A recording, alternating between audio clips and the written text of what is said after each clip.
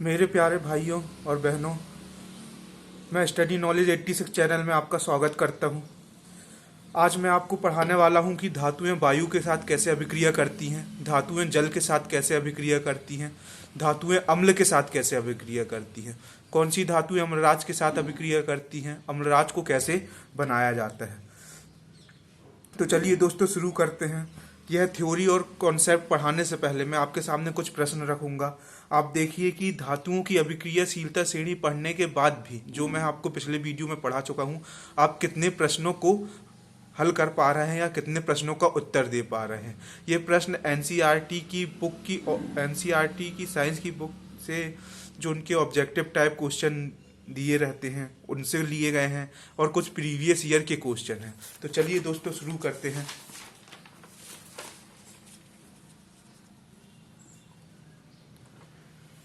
पहला प्रश्न, किसे गर्म करने पर वह आग पकड़ लेता है? कॉपर, जिंक, लोह चूर्ण या आयरन? दोस्तों अभी इन प्रश्नों के उत्तर मैं आपको नहीं दूंगा। आप अपने आप को चेक कीजिए। जब हम थ्योरी और कॉन्सेप्ट अच्छे से पढ़ लेंगे तब यह प्रश्नों के उत्तर आप स्वयं ही दे पाएंगे। तो चलिए शुरू करते हैं। नेक्स्ट क्वेश्चन, निम्नलिखित में से कौन वायु के संपर्क में आने पर ऑक्साइड की एक पतली परत बना लेता है जो उसे पुनः संक्षारण या ऑक्सीकरण से बचाती है? सोडियम, पोटेशियम, फ्रांसियम या मैग्नीशियम? नेक्स्ट क्वेश्चन, किसे गर्म करने पर उसमें काले रंग की ऑक्साइड की परत चढ़ जाती है? Magnesium, aluminium, copper, iron? यह प्रीवियस ईयर के जो पेपर हुए उसमें यह क्वेश्चन पूछा गया है। निम्नलिखित में से कौन सा उभयधर्मी ऑक्साइड है? मैंने इससे पिछले वाले वीडियो में आपको बताया था कि उभयधर्मी या एम्फोटेरिक ऑक्साइड क्या होता है, उसके कितने एग्जाम्पल्स हैं और सारी चीज़ें आपको डिटेल में समझाई थी। उभयधर्मी ऑक्साइड वह होता है जो अम्ल से भी अभिक्रिया करता है और क्षार से भी अभिक्रिया करता है और उत्पाद में या तो सॉल्ट बनाता है या जल बनाता है। ऐसे मैंने आपको 3 एग्जाम्पल दिए थे, ZnO, PbO और Al2O3। तो अकॉर्डिंग टू ऑप्शन इसका आंसर हो जाएगा ZnO। N2O asterisk nature, basic nature का होता है, CO2 एस्टिक नेचर का होता है और H2O उदासीन होता है। आप ऑप्शन को क्रॉस कर कर भी चीजों को हल कर सकते हैं। कौन सा तत्व एनोडीकरण का एक आदर्श उदाहरण है? अब आपको यह पता होना चाहिए कि एनोडीकरण क्या है, एनोडीकरण क्यों किया जाता है, किसके लिए किया जाता है, या एनोडीकरण की आवश्यकता क्यों है। इसे हम आगे डिटेल में इसी वीडियो में समझेंगे कि एनोडीकरण क्या है। चलिए आगे बढ़ते हैं। नेक्स्ट क्वेश्चन, एनोडीकरण एक प्रक्रिया है जिसमें एल्यूमिनियम को पैकिंग के द्वारा सुरक्षित किया जाता है। एल्यूमिनियम पर मोटी ऑक्साइड की परत चढ़ाते हैं। एल्यूमिनियम को पिघलाकर आकार में परिवर्तन किया जाता है। एनोडीकरण की प्रक्रिया एल्यूमिनियम, जिंक और आयरन को शुद्ध करने के लिए की जाती है। चलिए दोस्तों आगे बढ़ते हैं। नेक्स्ट क्वेश्चन, निम्न में से कौन सा जल में डालने पर जल के ऊपर तैरने लगता है? Calcium, sodium, aluminium, magnesium? Next question, कौन सा जल के साथ क्रिया करने पर ऑक्साइड बनाएगा? कुछ धातुएं जल के साथ क्रिया करके ऑक्साइड बनाती हैं, कुछ धातुएं जल के साथ अभिक्रिया करके हाइड्रोक्साइड बनाती हैं, कुछ धातुएं जल के साथ अभिक्रिया करके सॉल्ट या लवण बनाती हैं, कुछ धातुएं जल के साथ कोई भी अभिक्रिया नहीं करती। तो हम सारी चीजें डिटेल में एक एक कॉन्सेप्ट को अच्छे से समझेंगे। तो नेक्स्ट क्वेश्चन, कौन सा जल के साथ अभिक्रिया करने पर ऑक्साइड बनाएगा? मैग्नीशियम, कैल्शियम, पोटेशियम या एल्यूमिनियम? इनमें से कौन सा जल के साथ अभिक्रिया करके हाइड्रोक्साइड बनाएगा? एल्यूमिनियम, कैल्शियम, जिंक और आयरन? इनमें से कौन सा गर्म जल के साथ तेजी से रिएक्ट करता है? एल्यूमिनियम, आयरन, मैग्नीशियम या जिंक? नेक्स्ट क्वेश्चन, निम्न में से कौन भाप के साथ या स्टीम के साथ अभिक्रिया करके ऑक्साइड बनाता है? एल्यूमिनियम, जिंक, आयरन या इनमें से सभी? धातुएं अम्ल के साथ अभिक्रिया करके क्या प्रदान करती हैं? ऑक्साइड, हाइड्रोक्साइड, सॉल्ट या जल? नेक्स्ट क्वेश्चन, निम्न में से किस अम्ल के साथ अभिक्रिया करके धातुएं हाइड्रोजन गैस प्रदान करती हैं? धातुएं सामान्यतः अम्ल के साथ अभिक्रिया करके हाइड्रोजन गैस सब देती हैं, लेकिन कौन सी धातु है जो हाइड्रोजन गैस नहीं देती अम्ल के साथ अभिक्रिया? कौन सा अम्ल है जो धातु के साथ अभिक्रिया करके हाइड्रोजन गैस नहीं देता? डाइल्यूट HCl, डाइल्यूट H2SO4 या डाइल्यूट HNO3। तो दोस्तों आपने कुछ प्रश्नों को देखा, आप कितने प्रश्नों के उत्तर दे पाए, और यदि सभी प्रश्नों के उत्तर दे पाए तो आपको नहीं लगता ऐसे इस चैप्टर से धातु की अभिक्रियाशीलता से सैकड़ों या हजारों प्रश्न बन सकते हैं जो कि आपको आगामी परीक्षाओं में देखने के लिए मिल सकते हैं? तो इसलिए हमें थ्योरी बहुत ही अच्छे से पढ़ने की आवश्यकता होती है। आज भी यदि प्रीवियस ईयर के क्वेश्चन लगाने से सिलेक्शन हो जाता तो हमें सिर्फ प्रीवियस ईयर के क्वेश्चन की बुकलेट लानी पड़ती और हम सारे आंसर रट लेते, लेकिन आज भी सिलेक्शन उन्हीं का होता है जिनके बेसिक कॉन्सेप्ट और थ्योरी अच्छे से क्लियर हो।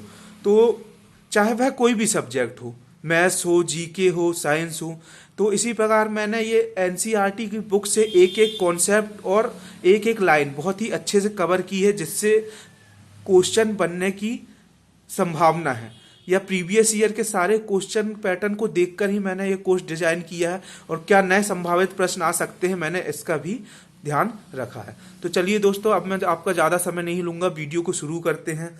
वीडियो को शुरू करने से पहले आपसे रिक्वेस्ट है, वीडियो को अंत तक देखें, और वीडियो यदि पसंद आता है तो वीडियो को लाइक करें, सब्सक्राइब करें और शेयर करें। तो सबसे पहले हम पढ़ेंगे धातुओं की वायु के साथ अभिक्रिया। सभी धातुएं वायु के साथ अलग अलग तरह से रिएक्ट करती हैं। कुछ धातुएं बहुत ही तेजी से वायु से रिएक्ट करती हैं, कुछ धातुएं बहुत ही धीमी गति से वायु से रिएक्ट करती हैं, कुछ धातुएं वायु से रिएक्ट नहीं करती। तो चलिए दोस्तों, इसके लिए मैं पहले आपको धातुओं की अभिक्रियाशीलता की सीरीज बताता हूं, जो मैं आपको पिछले वीडियो में बहुत डिटेल से पढ़ा चुका हूं, और इसे याद करने की बहुत ही सरल और इफेक्टिव ट्रिक मैंने आपको बताई है और इन्हें याद भी कराया है। तो आप मेरा पिछला वीडियो जाकर देखिए। हमें पता है धातुओं की अभिक्रियाशीलता की श्रेणी पोटेशियम से स्टार्ट होती है और अंत में प्लेटिनम तक जाती है। इससे भी एडवांस रिएक्टिविटी सीरीज को मैंने आपको बताया हूं, यह सिर्फ जो 10th की एनसीईआरटी की बुक में दी है यह वह सीरीज है। तो सबसे क्रियाशील तत्व पोटेशियम है और सबसे कम क्रियाशील तत्व प्लेटिनम है। हाइड्रोजन धातु तो नहीं है, लेकिन इसको इस सीरीज में इसलिए रखा गया है क्योंकि हाइड्रोजन धातु की ही तरह इलेक्ट्रॉन खोकर H+ आयन बनाता है, और ये हाइड्रोजन से ऊपर जाने पर अभिक्रियाशीलता बढ़ती है, हाइड्रोजन से नीचे जाने पर अभिक्रियाशीलता कम होती है। ऐसा भी प्रश्न आपसे पूछा जा सकता है। हाइड्रोजन से ऊपर जाने पर मानक अपचयन विभव का मान बढ़ता है, हाइड्रोजन से नीचे जाने पर मानक अपचयन विभव का मान घटता है। तो ऊपर है जो सर्वाधिक क्रियाशील तत्व है, और आपको ये याद रखना कि हाइड्रोजन से नीचे के जितने भी तत्व हैं वह जल के साथ किसी भी प्रकार से कोई अभिक्रिया नहीं करते।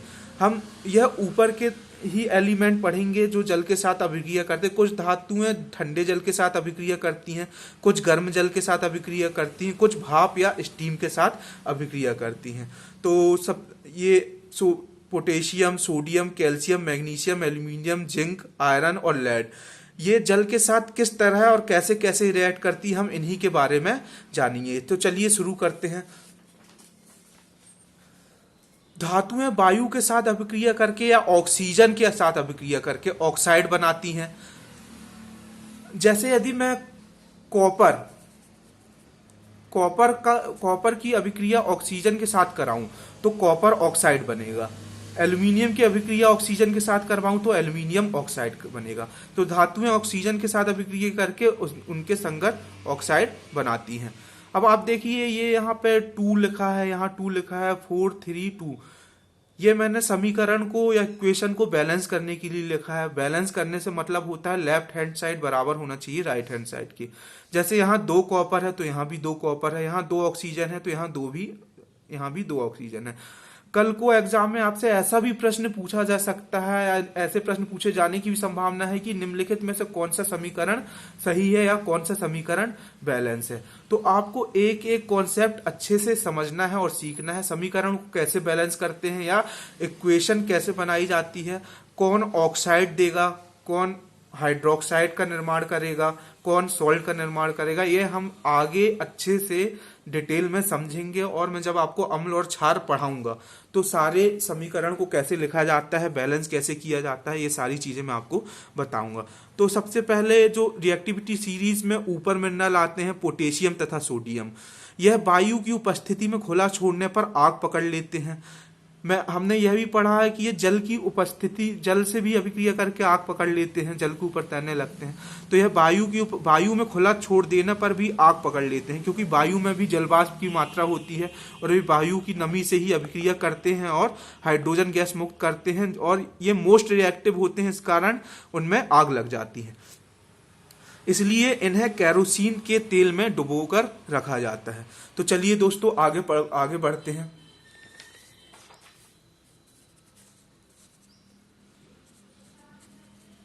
देखिए दोस्तों, वायु की उपस्थिति में मैग्नीशियम, एल्यूमिनियम, जिंक, आयरन, इन धातुओं पर ऑक्साइड की पतली परत चढ़ जाती है, जो इन्हें क्षय होने या संचारण से बचाती है।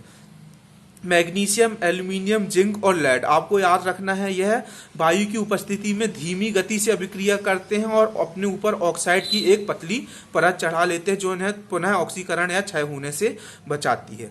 कभी आपको इससे भी प्रश्न बनाकर दिया जा सकता है। पहले हम एक एक पॉइंट को अच्छे से समझेंगे और फिर उन्हें डिटेल में भी जानेंगे। अभी मैं आपको पॉइंट को पढ़कर बता रहा हूं, क्योंकि इन्हीं से प्रश्न पूछे जाते हैं। आयरन वायु पर गर्म करने पर कोई भी अभिक्रिया नहीं करता है, लेकिन लोहे का चूर्ण या आयरन का चूर्ण वायु की उपस्थिति में गर्म करने पर जलने लगता है। यह आपको याद रखना है। कॉपर को गर्म करने पर उसका दहन तो नहीं होता है, पर उस पर काले रंग की ऑक्साइड की परत चढ़ जाती है। यह प्रश्न प्रीवियस ईयर पेपर में पूछा गया है। समानता मैंने आपको यह पहले भी समझा चुका है, एम्फोटेरिक ऑक्साइड या उभयधर्मी ऑक्साइड क्या होता है, फिर भी एक बार हम इसे और देखते हैं, क्योंकि यह पेपर में कई बार पूछा गया है। या रेलवे ग्रुप डी के जो पेपर हुए थे प्रीवियस ईयर, उसमें बहुत ही बार कई सेटों में यह प्रश्न देखने को मिला था। समानता धातुएं बेसिक नेचर की होती, लेकिन कुछ धातुएं ऐसी होती जो एसिडिक होती है, यह मैं पहले आपको बता चुका हूं, जैसे CrO2 या CrO3 या Mn2O7। यह आपको एग्जाम्पल एटजेड याद रखना है। आपको ऐसा पूछा जा सकता है, निम्नलिखित में से कौन सी धातुएं अम्लीय होती हैं, जबकि धातुओं का समान गुण होता है कि वह बेसिक नेचर की होती हैं। कुछ धातुएं अम्लीय भी होती हैं या क्षारीय भी होती हैं, या अम्ल के साथ भी अभिक्रिया करती है, क्षार के साथ भी अभिक्रिया करती है। इन्हें एम्फोटेरिक ऑक्साइड, उभयधर्मी ऑक्साइड भी कहा जाता है। जैसे मैंने एग्जाम्पल आपको इसके पहले ही बताया है, Al2O3, ZnO, PbO। जैसे एक प्रश्न प्रीवियस ईयर में आया हुआ मैंने लिखा है, निम्न में से कौन सा उभयधर्मी ऑक्साइड है, N2O, SO2, PbO या Fe2O3। तो चलिए दोस्तों आगे बढ़ते हैं। अब हम समझेंगे एनोडीकरण क्या होता है, एनोडीकरण की जरूरत क्यों है, ये क्यों किया जाता है, किसके लिए किया जाता है। तो एनोडीकरण एक इलेक्ट्रोकेमिकल प्रोसेस है। यह धातु की सतह को आकर्षक, सजावटी और संक्षारण प्रतिरोधी अर्थात क्षय होने से, ताकि उसका इरोजन ना हो, संक्षारण प्रतिरोधी बनाने के लिए की जाती है। एनोडीकरण का सबसे आदर्श उदाहरण या डेडली एग्जाम्पल, ऐसा भी एग्जाम में लिखा मिल सकता है, एल्यूमिनियम है। यह समानता एल्यूमिनियम के लिए ही की जाती है। इसमें एल्यूमिनियम को एनोडीकरण द्वारा उस पर एक मोटी ऑक्साइड की परत बनाई जाती है। एल्यूमिनियम वायु की उपस्थिति में ऑक्साइड की एक पतली परत का निर्माण कर लेता है। इसी परत को मोटी बनाने के लिए या मोटा बनाने के लिए एल्यूमिनियम की एक साफ वस्तु को एनोड बनाकर उसकी डाइल्यूट H2SO4 से अभिक्रिया कराई जाती है। अभिक्रिया में इसका विद्युत अपघटन कराया जाता है। एनोड पर उत्सर्जित O2 एल्यूमिनियम से अभिक्रिया करके एक ऑक्साइड की मोटी परत बना लेती है। सामान्यतः यह एल्यूमिनियम के लिए किया जाता है, लेकिन यह इसके अन्य एग्जाम्पल मैग्नीशियम और टाइटेनियम भी है। एनोडीकरण मैग्नीशियम और टाइटेनियम के लिए भी किया जाता है। अब आपको याद रखना है कि जैसे टाइटेनियम का एटॉमिक नंबर क्या होता है, 22 होता है, मैग्नीशियम का 12, एल्यूमिनियम का 13। आपको एटॉमिक नंबर याद करने, जब भी कोई आप एलिमेंट देखें, मैंने आपको बता चुका हूं कि वहीं पर उसका एटॉमिक नंबर लिखने की कोशिश कीजिए। अगर नहीं पता है तो गूगल से सर्च कीजिए और उसको वहीं देखिए। ऐसा आप करेंगे तो धीरे धीरे आपको सारे एटॉमिक नंबर याद हो जाएंगे। एलिमेंट आपको केमिस्ट्री पढ़ते समय 40 से 50 बार या इससे भी ज़्यादा बार मिलेंगे, और जितनी बार वह एलिमेंट आप देखें तो उसका एटॉमिक नंबर याद करने की वहीं पर कोशिश करें। यह एटॉमिक नंबर याद करने की सबसे सरल और प्रभावी ट्रिक होती है। जैसे ऑक्सीजन का एटॉमिक नंबर 8 है। चलिए आगे बढ़ते हैं। यस्दीकरण या गैल्वेनाइजेशन। यस्दीकरण या गैल्वेनाइजेशन क्या होता है, इसके बारे में यही क्वेश्चन पूछा गया है कि गैल्वेनाइजेशन में किसकी परत चढ़ाई जाती है, किस पर किया जाता है। तो यस्दीकरण या गैल्वेनाइजेशन इस्पात या आयरन को क्षरण से बचाने के लिए उस पर जस्ते या जिंक की परत चढ़ाई जाती है। इसे ही गैल्वेनाइजेशन या यस्दीकरण कहते हैं। इसके बारे में इतना ही क्वेश्चन पूछा गया है। यह यस्दीकरण या गैल्वेनाइजेशन चार मेथड से किया जाता है, वह इतना इंपॉर्टेंट नहीं है।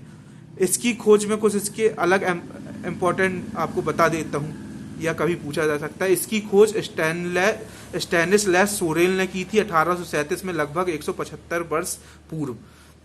इसका नामकरण लुइगी गैल्वनी के नाम पर रखा गया है। तो दोस्तों, आपको यह वीडियो कैसा लगा? आगे हम समझेंगे कि धातुओं की जल के साथ अभिक्रिया, धातुओं की अम्ल के साथ अभिक्रिया, कौन सी धातु अम्लराज के साथ अभिक्रिया करती है। यह एक ही वीडियो में पॉसिबल नहीं है, नहीं तो वीडियो बहुत ही लंबा हो जाएगा। तो इसके लिए मैं एक नेक्स्ट पार्ट और बताऊंगा। तो यदि आपको वीडियो पसंद आया हो तो वीडियो को लाइक करें, सब्सक्राइब करें, और यदि आपको कुछ भी डाउट हो तो प्लीज़ मुझे कमेंट करके बताइए। अभी धीरे धीरे वीडियो की क्वालिटी थोड़ी सही नहीं है, लेकिन मैं धीरे धीरे सुधार करूँगा। लेकिन आप इसका नेक्स्ट पार्ट ज़रूर देखिएगा। थैंक यू, धन्यवाद।